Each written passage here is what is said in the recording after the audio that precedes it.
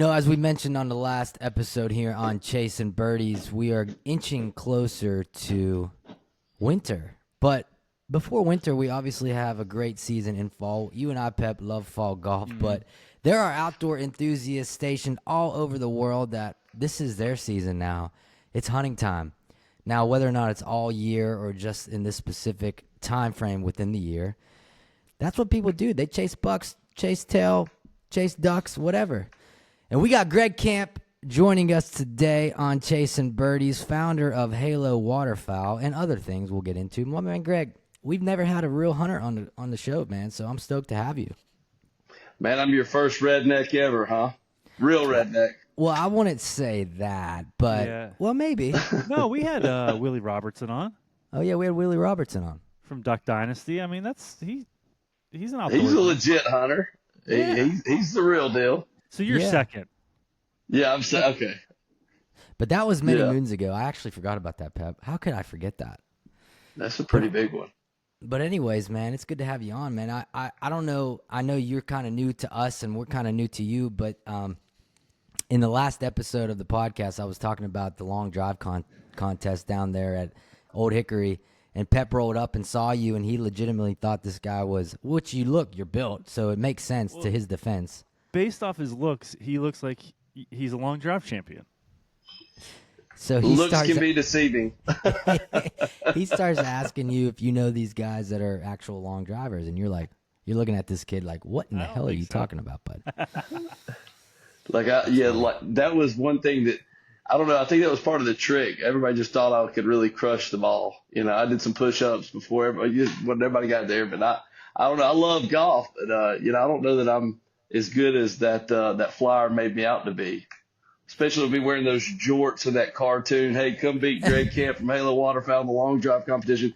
People thought I was the man. They got here and were like, this guy's a joke. Well, you know what? I did get better as y'all left. I know everybody says that, but I think y'all were like the fifth group. After that, I really found my niche, but that's easy for me to say now. Yeah, and when we get into the golf talk, we'll talk a little bit about that. But certainly, once you get a little bit of repetition going, just like anything, then you'll start connecting.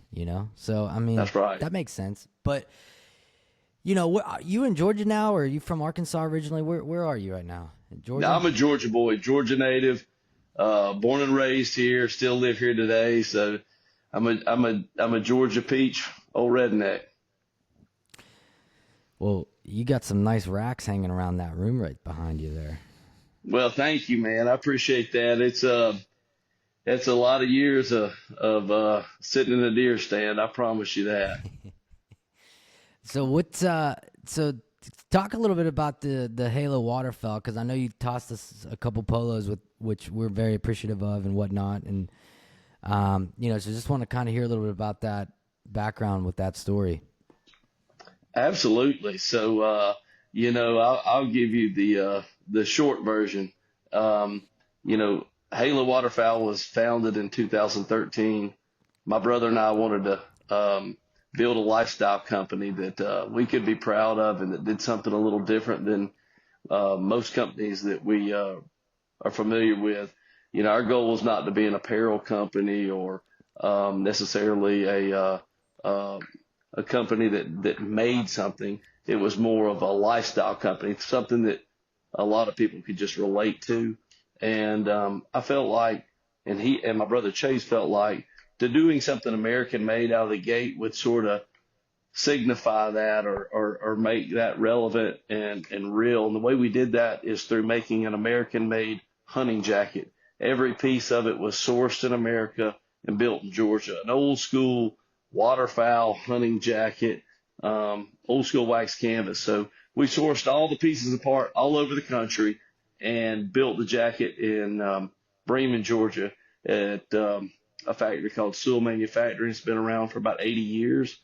And that's sort of where we got our start, is making an old school jacket that a bunch of grandmas and grandpas sit around and they're still cutting and sewing. I mean, each one of these jackets are handmade.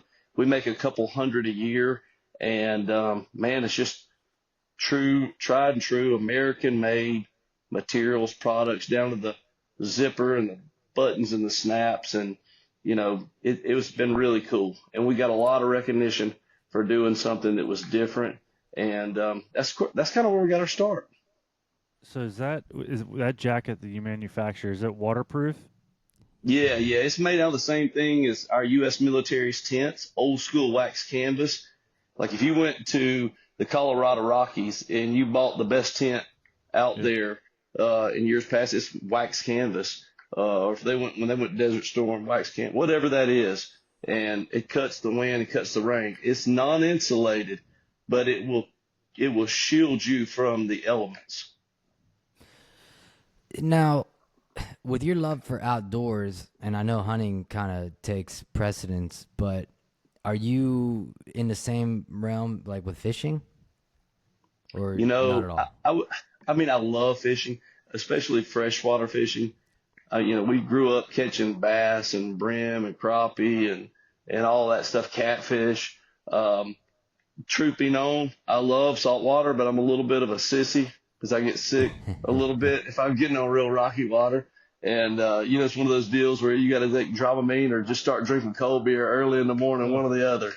So, just either one. But I do love, like, I love cobia fishing, in the spring. I like to, I'm sort of a fair weather fisherman, running up and down the coast, catching those cobia. You can jump in the water and swim to the sand if you want to. But no, I do love it. I'm not as mad at the fish as I am the big bucks and ducks and turkey though. Yeah, and coming from where we are, we're not too far from you, but I'm in West Virginia. Pep's up around the Pittsburgh area. We take school gets canceled on Monday, first day of rifle season in November after Thanksgiving. They cancel Really? school on Mondays for yeah, hunting. Yeah, I love that. I'm thinking about moving there over that. I yeah. mean, That's but like a it's a huge deal. I mean, I it's but love that. legitimately.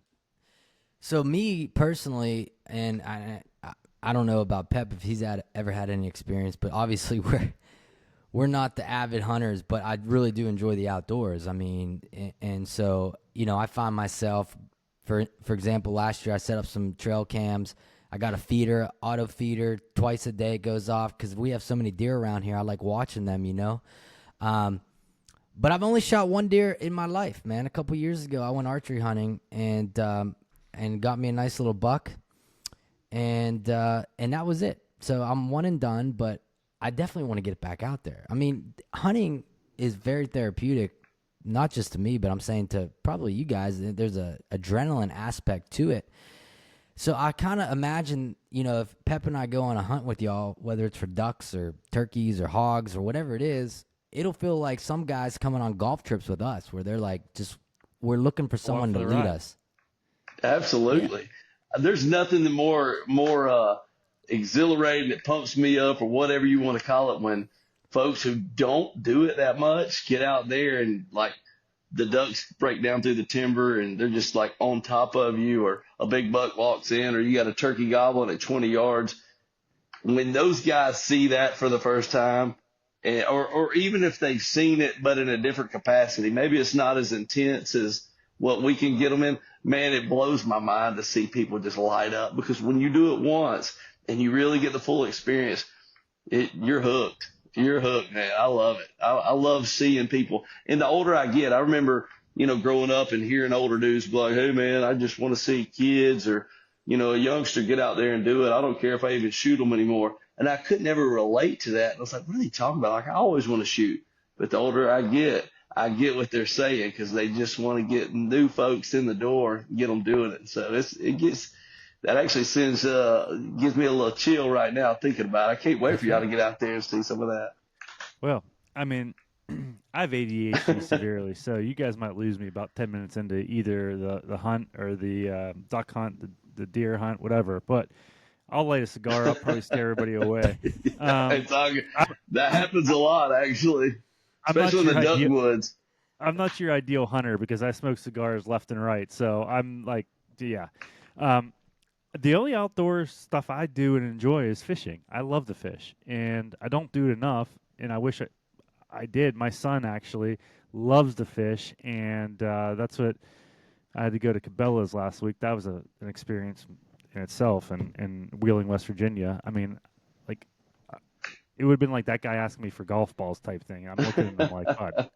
But it's awesome. I have a lot of friends that do it. And did your dad, your grandfather, are they the ones that got you into it, or did you kind of start yourself? Yeah. Well, before I answer that, you're a perfect candidate for a turkey hunter or a duck hunter because they can't smell. So you can smoke all the Right. stoves you got, baby. We're in. Light them up, if you got them. Yeah. That's a great question. My dad got me into deer hunting. My brother and I both. I mean, he was, that's one thing, like, we didn't come from a bunch of money. One thing we did come from was a house of love. And, my dad, one of the things he was very adamant about it. I mean, he's always a good athlete, but he was a better outdoorsman. He was really good at introducing us to, deer hunting at an early age and turkey hunting. And of course, squirrel hunting. I mean, you can't pass that up, and an occasional dove hunt. We never had dove fields that were like you can imagine now, but we'd go out and try to find some doves. But deer hunting and turkey hunting was, something that we look forward to every year. I mean, it was the old school days where you're deer hunting and you're hunting on a piece of property. We're in some kind of deer lease back in the 80s or 90s, and you're sitting there and the guy pulls up in the orange and his camo looks horrible, and he's like a cigarette and got those big glasses and Elmer Fudd hat, and he's like, yeah, I got a big doe and a 3-pointer and a spike and a 5-pointer. He's got like 5 deer, and it was before deer management was cool. Like just whatever you could pile on your 4-wheeler. That's how I remember growing up. And my dad always told us, "Hey, son, we're not out here to do that. We're out here to enjoy God's creation and get some meat, bring home to the family." But man, that's how we got into it. And I think that's where my passion for it really resonates from. That's awesome. I mean, you can tell you have the passion. I mean, and you're like the prototype hunter, outdoorsman, man. Looking at you, it's like, yeah, if I want to go hunting, I want to go with this guy. Well, thanks, man. Shucks. Have you guys seen that video that went viral like a year or two ago of that clown in Bass Pro Shop where he jumps into the water feature? Yeah. And he goes, this guy's lost it. Yes, it's a great video. Like I don't know why I thought that was so funny, but one of my buddies, Josh, sent me that, and I was like, he's like, no, I'm here. I was like, I'm here. I just saw it.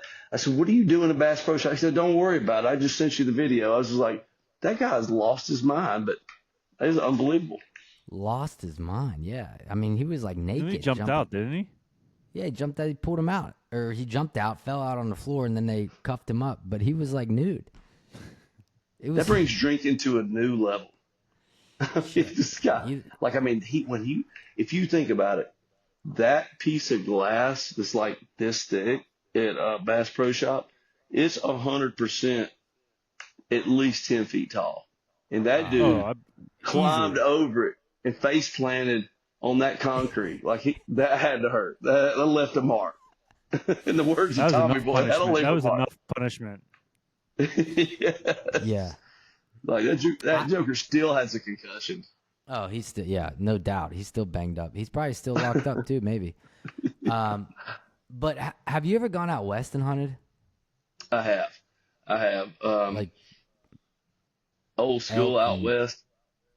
I've done it. Yeah. I've done it. My dad took us to, we would always fly into Denver and drive up to Glenwood Springs, Colorado. And then from there, we would drive another 2.5 hours up into like the Kincaid Mountain Range or something, like out past Craig, Colorado. And we'd go up in the northwest corner of Colorado and we'd go hunt mule deer and elk.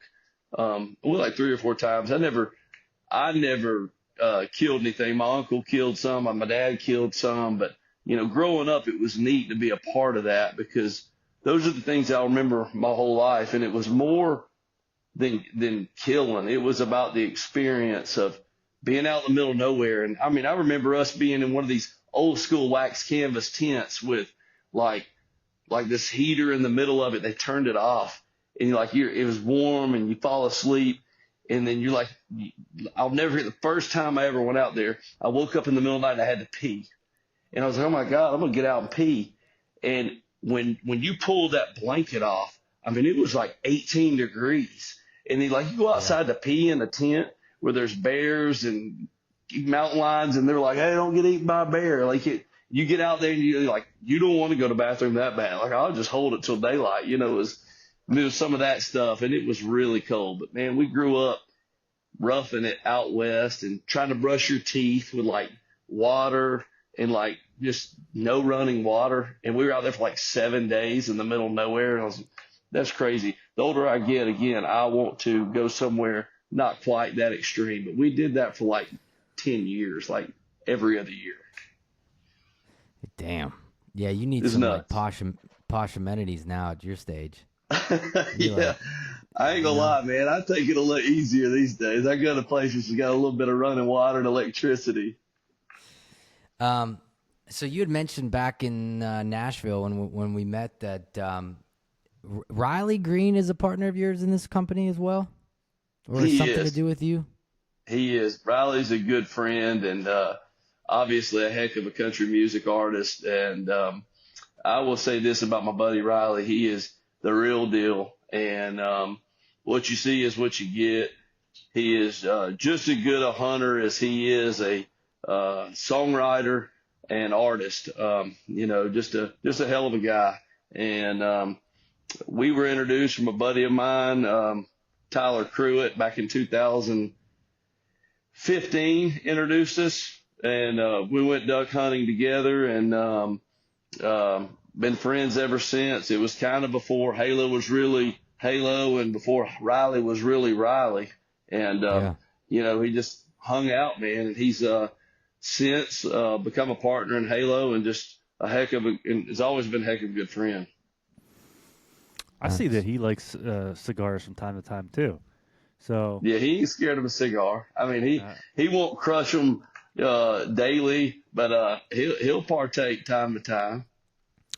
well. I gotta say, because you said he's the real deal, whatever you mentioned earlier. But we're playing in this golf tournament, and Pep and I knew a lot of the guys there, just from doing this for a while and being buddies with some of those boys down there.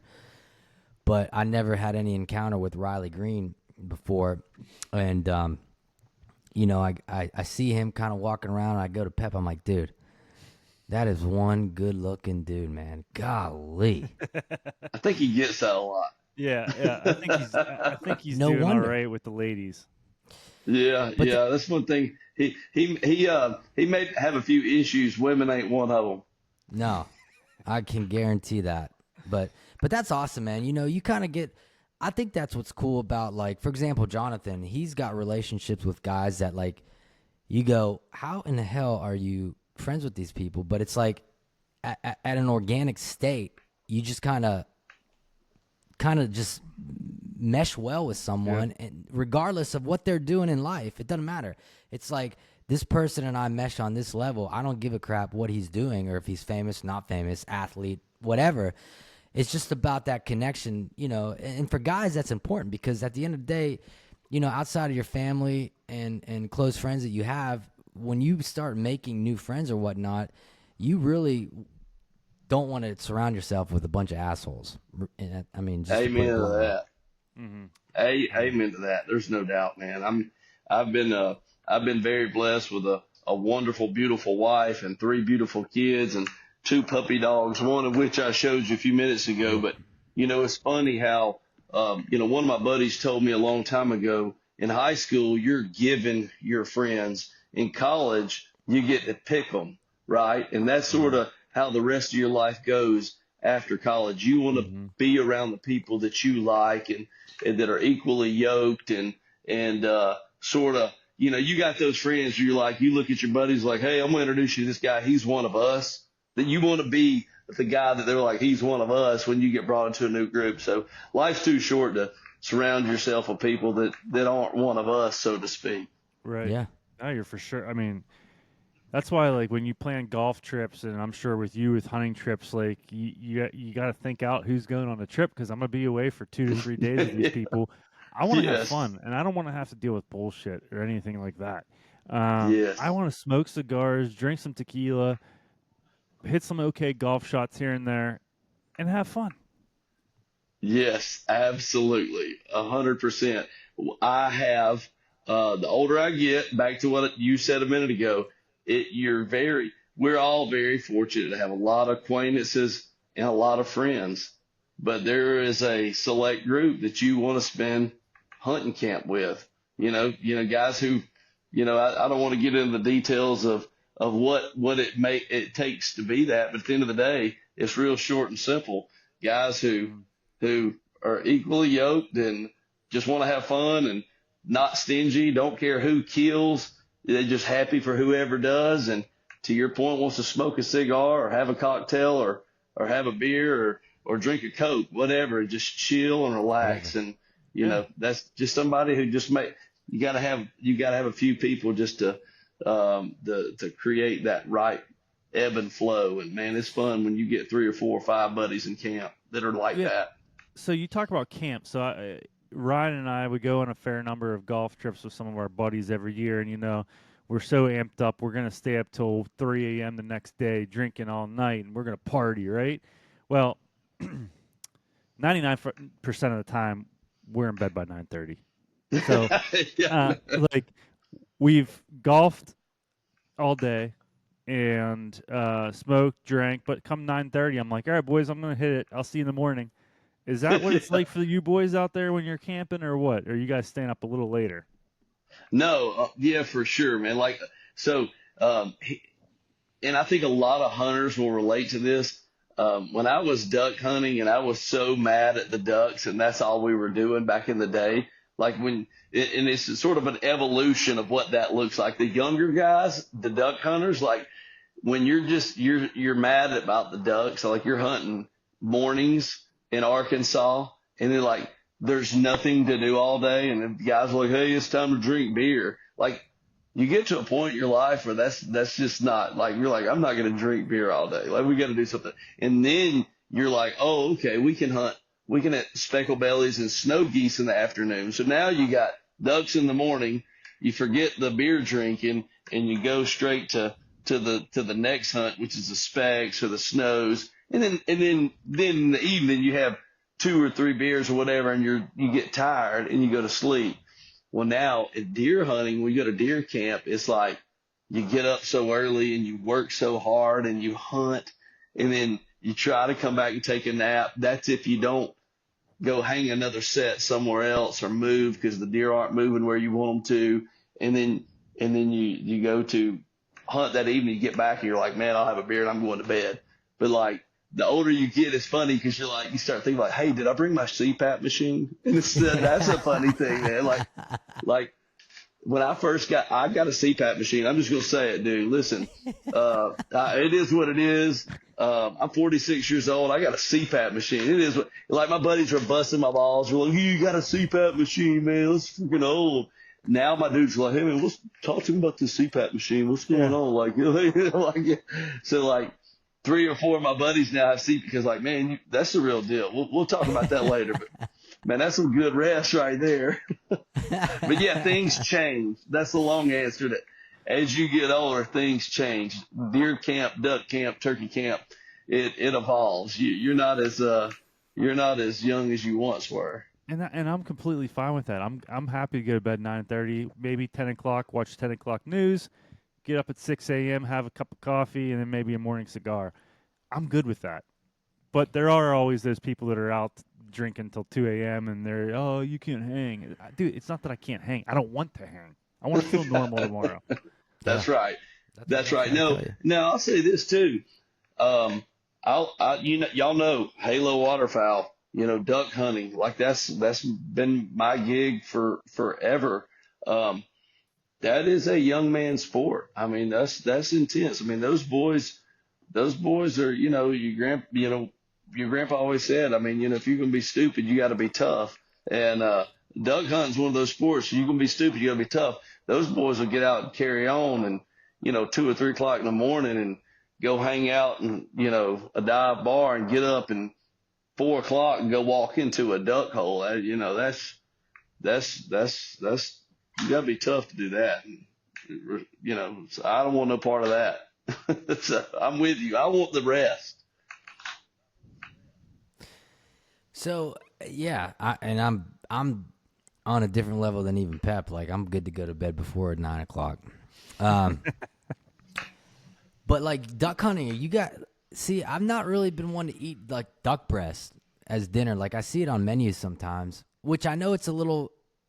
I think it's a little fattier or maybe greasier. I don't know if that's the right way to describe it, but I mean you're obviously eating the kills, right?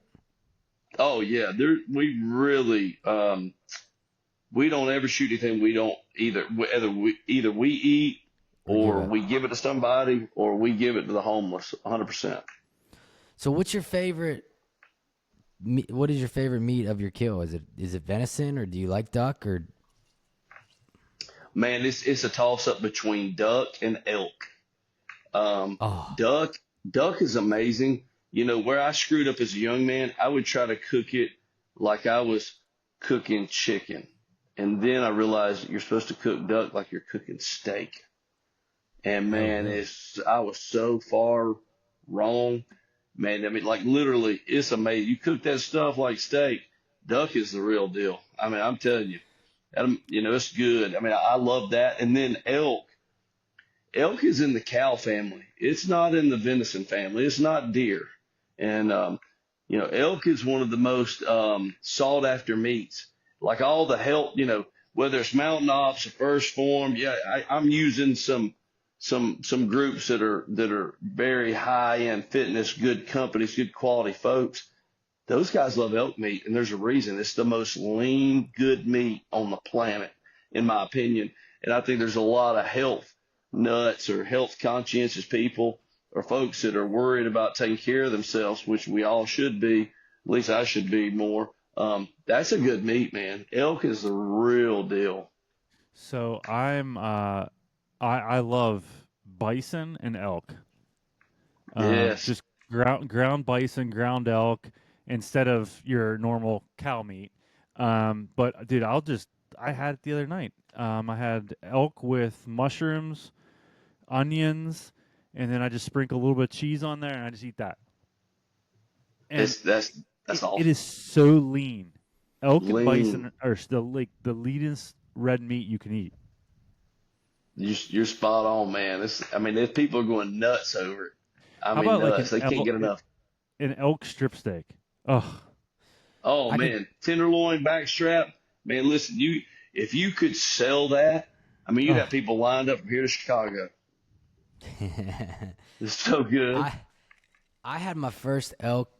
I don't know what it was. If it was elk, what cut it was. you had a strip steak.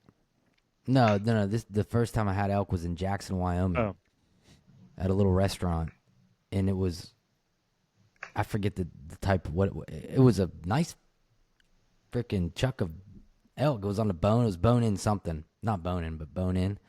Um, it was dynamite. So yeah, it's good stuff. And trying that stuff's, at the end of the day, if you cook it up good, you don't really. It doesn't taste gamey, I guess is what I'm trying to say. No, no, those guys know how to cook it. You know, what I mean, there's secrets to everything. You just soak a lot of that stuff in cold water with some salt in it overnight in the refrigerator. It draws that blood out. It takes that gamey taste out. You know, I mean, man, it doesn't take much for elk to taste really good. It really doesn't. I love You it, man. you look like a guy that knows his way around a kitchen and a smoker. It's a nice way to call me fat. No, I'm no, kidding. lean, Greg, No, lean. I know. I'm kidding. No, thanks, man. No, I'll tell you, I will say this. I decided, I think my wife wishes I was a little better in the kitchen, but Hmm. she's given me the accolades and props I need on the grill, but I gotta get better at the smoking, man. I haven't done as much with the pellets and the smokers as you would think. Like I've been old school. For so long, I would get my like Weber grill and go out there and get charcoal and like put it out there because I'm like a freak for like just a good charcoal hamburger or steak. And I've got this my kids and my wife bought me this beautiful Weber gas grill. And listen, for speed, you can't beat it. But man, I Old still school. love charcoal, man. I'm old school, man. I guess that's just growing up poor.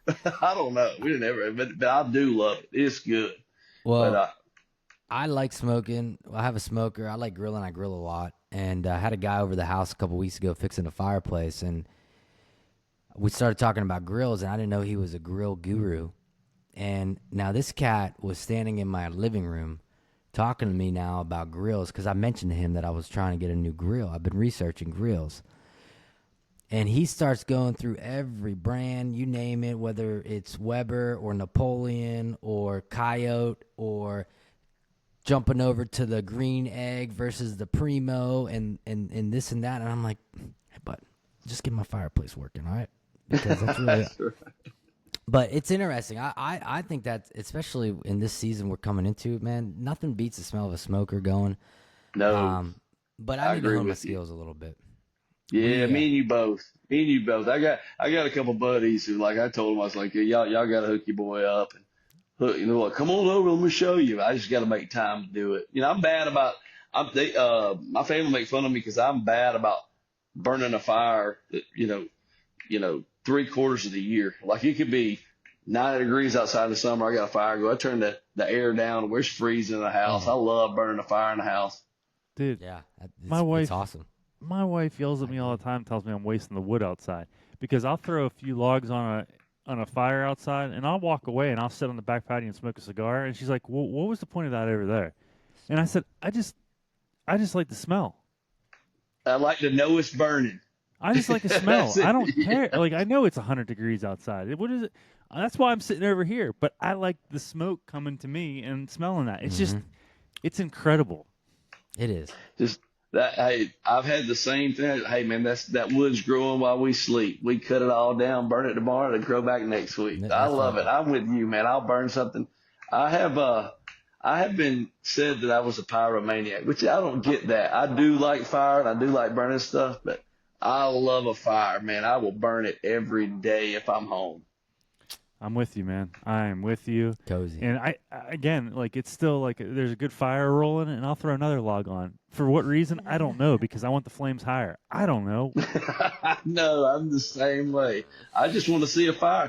I mean, Right. it's like a good Saturday, college football or Sunday, NFL Sunday. I may be working around the house, but if the game's on, mentally, I'm good. Same with the fire. Just have the fire rolling. I could be working, but I want to walk by and I want to smell it. I get it. I'm with you. So you talk about Saturdays, and I'm assuming because of all our other buddies that are from Georgia, that they're Georgia Bulldog fans.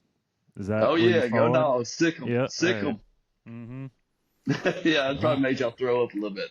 No, it's Go a good. dogs. That's a No, good we're- team to be your team. Yeah. I mean, no Yeah. complaints there. Better than no what I shame. like. I like the Marshall Thundering Herd. So there you go.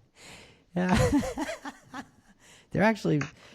Well, we won't get into that, but Oh, we just to butt in there. We did just do and received them in the mail today.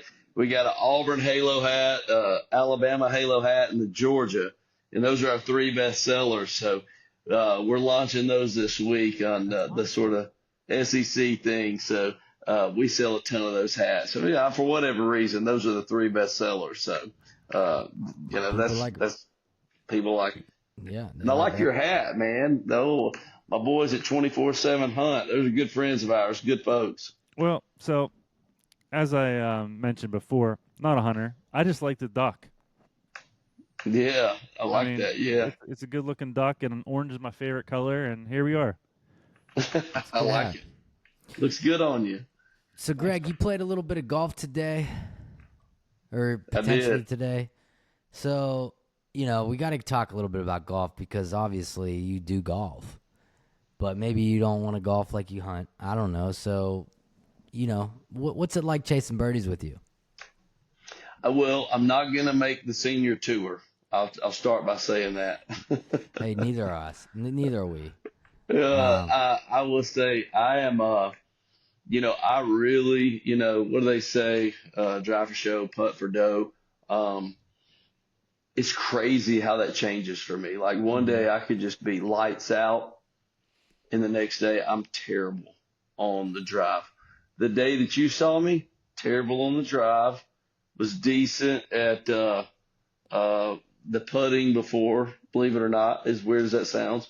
And then today I was not that good on the drive or the putt, but I was working my irons like it was about, like I hit my 5 iron like I was hitting my driver. Like I've never hit a 5 iron good in my life, and I hit like 10 shots today that blew my mind. But now I couldn't do anything on my 60 degree or my 56 degree. Like it was horrible. My buddy was like, "Are you okay?" I was like, Yeah. "I think so." It was just, I mean, it's Comes just and crazy. goes, That man. it just sucks. I was just, hey, I want to be consistent. That's, that's the one thing in life that I would like to say about put on my Grace on.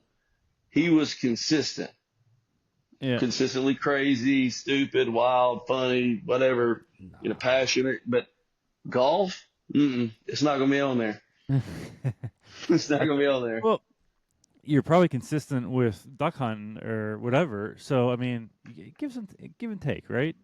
That's right. That's right. But you I hitting those love it. 5 irons like that you probably want to play golf tomorrow now. I kind of do. I'm not gonna lie. You're right. I mean, that is the one thing. Yep. You just nailed it right there with golf. Like you can play 10 days back. You have one and you want to play for 10 more days. Mm-hmm. It's just like, just do it. Yep. And golf is so addictive when you have a good stroke. Like today, me and my buddy, we had a mulligan or whatever a piece. For whatever reason, it was a weird tournament. You had mulligans. So like you hit a good shot, and he was like, okay, whatever. And we had a guy short, so we got to hit his other shot. And I was like, well, I hit his other shot. I just hit a good one. And he was like, yeah, you should hit it. You hit a good one. And then you shank it, and you're like, oh my God, I should have let him hit it, because it's so mental. I mean, golf is so mental. Mm-hmm. Like, I'm not telling you, I'm preaching to the choir, but when you get up to that ball, if I can figure out a way for nothing to go through my mind, I'm going to crush it. As soon as I start thinking I'm going to do it like this, I'm gone. It's over. Yeah. No, it's and part of the reason why we wanted to have you on here, honestly, we know you love golf, play golf and whatnot, but most of our guests, they're doing something else in life. They just all have the passion for golf, just like you kind of do. But at the end of the day, there is some crossover with respect to your passion with hunting and our passion, which is golf, because at the end of the day, as we mentioned earlier, it's about who you surround yourself with for that day, for that trip, whatever it is. Having the adrenaline rush that you have, believe me, I can understand being in the stand and seeing a nice 12-point walk by and you're going like, but it's the same feeling over a 6-footer that you're like, I got to fucking make this putt. I got to make it. I got to make it. You know what I mean? So like, yeah, absolutely. and the beauty aspect of it, hear me out on that. You go to these different places and hunt, and you whether they're new places or places you're fond of, you like to go back. Same thing with golf, right? Like you get outside, you're in nature, which is incredible, and you get to see different places, different tracks. And at the end of the day, you're doing the same thing, whether you're at Pinehurst or you're playing at Oakmont, but it's just different settings. And that's kind of synonymous with hunting in that regard too. So there's a lot of crossovers there, I think. That kind of There really is. That's a good point. I didn't really, until you said that, did I really relate the two. But man, there are quite a few places that I still want to hunt. People ask me all the time, "Are you going to go do you want to go to Argentina and want to, a quail, pheasant, whatever, or do you want to go to Africa?" And I'm like, man, there's so many places in North America that I still want to go that I haven't seen. I want to do that. And I've never been to Sawgrass. I've been to Augusta Nationals. I've been to East Lake, but there's so many other places in the northern part of the country or just out west that I've never been to some of these great golf courses. I just want to go check them out. So yeah, I'm with you, man. There is some real crossover. You're right. I'm heading down your way here in about a week and a half with Tyler Reeve and Cole Taylor going down to play Sage Valley for 2 days. So. Oh, no kidding. Those are good dudes right there, and that's going to be a heck of a play. Yeah, we're gonna have a high old time. and I'm really excited for that one. But that's the thing, like we were talking about right now, is like you're excited for the next golf course, or we are, I should say. You're excited for the next hunt and location and all that, or your next big kill. So there is, like he said, a lot of crossover, and There it's is. cool. Yeah. It really is. I mean, there's a lot of connectivity in this. I mean, when you sit here and think about it, when you just said that, I just said, wow, man, I want to do this, and this. Because, I mean, like everybody wants to go, abroad to go check out some golf courses. But, man, there's so many here that I want to check out before I even get to that phase if I live long enough, But there's that many that I want to go play, or even if I don't play, I want to go Yep. watch the tour do it, Mm-hmm. So I'm with Yeah. you. Tell Tyler, man, watch out. That joker may pack a fishing pole on you and go catch some fish while y'all are there hitting the golf ball. He's good at both. He's a good Oh dude. yeah. He's hilarious, He is a good He dude. is a and good dude. he's got a decent voice on him. So I'll give him that. Yeah, he does, man. He's the real deal. Yeah, no, he is. And all those boys, everyone we met, yeah, just good people, man, good people, and that's what we need more of in the world. Bottom line. Yeah, no I'll, doubt. And I'll tell I you. will say Blue Otter is a good group of folks who bring a bunch of good people together. That Blue Otter golf tournament, it's an honor to be there every year. And, Yeah, I wouldn't have met you guys if I wouldn't have been there. And I exactly. thank the Lord every day for good relationships like this. And Blue Otter, man, Bradley and all the boys over there are just good. Megan, all those folks are awesome. Well, we'll have to keep an eye on the schedule next time Riley's in Pittsburgh. You mosey on up this way. We'll take you. We'll do a little fishing, and then we'll Yeah. take you to some good golf courses. We got a bunch here in the backyard, and we'll go smoke a cigar. Oh, we'll take You you to got to send me Nemacolin. with a good time, baby. I'll be there. Yeah, I'll we'll go. call you bluff. Yeah, You Nah, know, we'll get it taken care of. yeah. Bring your wife up. Our resort that we're associated with, she would absolutely. Your wife would. Well, your whole family would go goo goo gaga over it. It's Mhm. incredible. So, um, man, I'd love to do. That's one thing that my kids and my family do. They love all traveling together. And one day we're gonna find an amazing place to hunt and an amazing place to golf, place where you can bring your wife, kids, and everybody be there. I mean, that's a real deal. That's like a epic goal of mine. that'd be a great, yeah.